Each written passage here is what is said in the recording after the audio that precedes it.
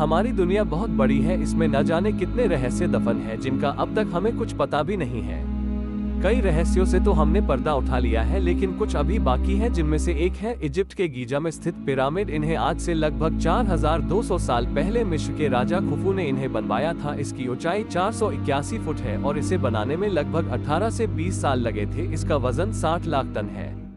कई ऐसे सवाल हैं जो हमें सोचने पर मजबूर कर देते हैं कि इन्हें क्यों बनाया होगा और कैसे बनाया होगा। आज हम मॉडर्न टेक्नोलॉजी से बड़े बड़े इंफ्रास्ट्रक्चर तैयार कर सकते, बड़ी बड़ी बिल्डिंग खड़ी कर सकते हैं, लेकिन आज से 4200 साल पहले इन पिरामिडों को बनाना नामुमकिन लगता है।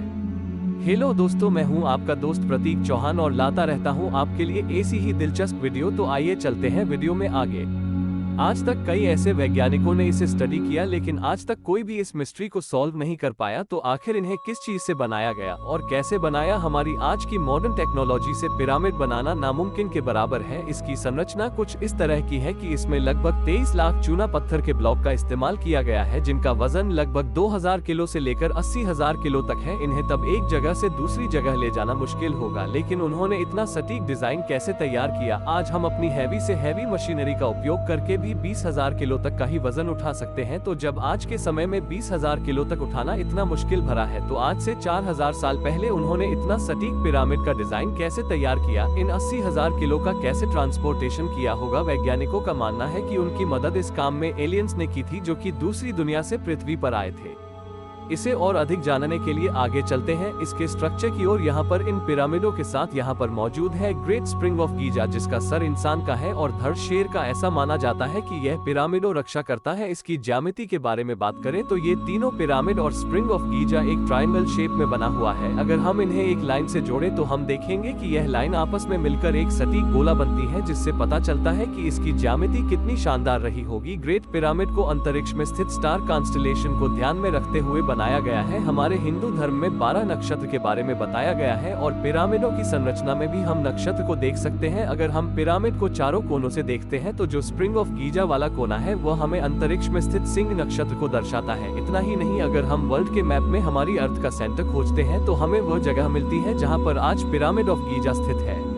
अब यह एक इत्तेफाक है या दूसरी दुनिया से आए एलियंस ने सच में उस सभ्यता की मदद की थी? 1989 में एक थ्योरी आई थी, ओरियन कोरिलेशन थ्योरी, जिसके अनुसार आसमान में एक ओरियन बेल्ट स्थित है जिसमें 3 तारे मौजूद हैं, जिनके नाम एलनेटिक, अलनीलाम और मिनटका है। गीजा के पिरामिड ओरियन बेल्ट में मौजूद इन तारों समांतर हैं, तो ये हो सकता है कि इसी तारामंडल से एलियंस हमारी धरती पर आए हो और उन्होंने अपनी मॉडर्न टेक्नोलॉजी से इन पिरामिडें को बनाया हो। अब पिरामिडें को एलियंस ने बनाया या इंसानों ने, लेकिन इतना तो तय है कि ओरियन बेल्ट से इन पिरामिड का कुछ तो संबंध है।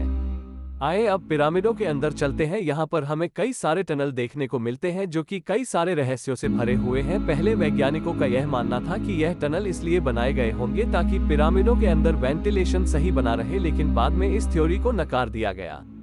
पिरामिडों के अंदर की बात करें तो अब तक इसके अंदर 3 चैम्बरों को खोजा गया है। पहले है बेस चैम्बर जो कि नीचे है, उसके बाद आता है क्वींस चैम्बर जो कि पिरामिड के सेंटर में मौजूद है, उसके बाद आता है किंग्स चैम्बर जो पिरामिड के सबसे ऊपर मौजूद है। लेकिन सबसे बड़ा रहस्य यह है कि इसके अंदर कुल कितने चैम्बर्स हैं, वैज्ञानिकों को भी नहीं पता, लेकिन उनका मानना है कि इसके अंदर एक और रहस्यमयी चैम्बर मौजूद है, जिसके लिए वैज्ञानिकों ने एक रोबोट को भेजा था। तो आगे चलकर उसने देखा कि वो बंद है और एक गेट जैसे बना हुआ है जिसपे मेटल के हैंडल जैसा कुछ लगा हुआ है। फिर रोबोट ने चेंबर में ड्रिल किया और उसके अंदर एक छोटा कैमरा डालकर भेजा, तो उसने जो तस्वीर खींची वो आपके सामने है। लेकिन इससे आगे जाने के बाद वो कैमरा भी रहस्यमय रूप से बंद हो गया। लेकिन इन टनल्स और चेंबर का क्या रहस्य है, कोई नहीं जानता।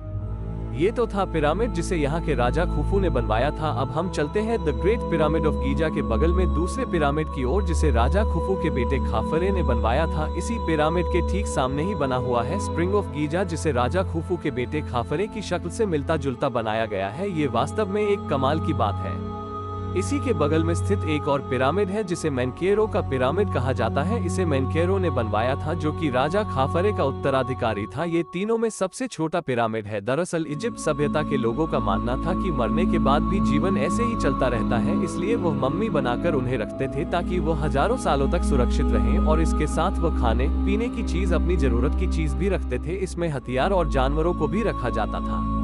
लेकिन सबसे हैरान कर देने वाली बात तो ये है कि इतने सालों तक इतनी खोज करने के बाद भी आज तक तीनों में से किसी भी एक पिरामिड में कोई कब्र नहीं मिली। तो इससे ये सिद्ध होता है कि यह कब्र या मकबरे तो है नहीं, इसको बनाने का कुछ और ही मकसद था। यह एक रहस्यमय सवाल है जिसका जवाब किसी को नहीं पता।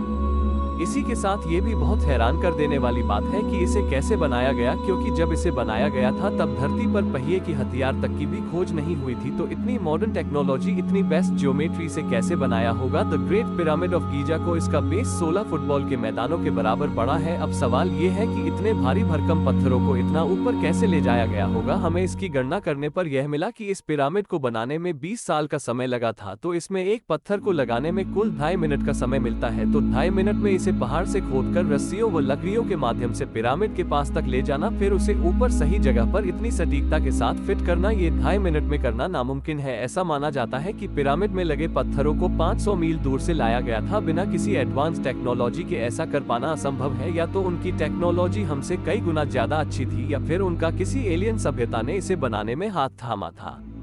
कई ऐसे फैक्ट्स हैं जो हमें सोचने पर मजबूर कर देते हैं। चलिए उन पर बात करते हैं।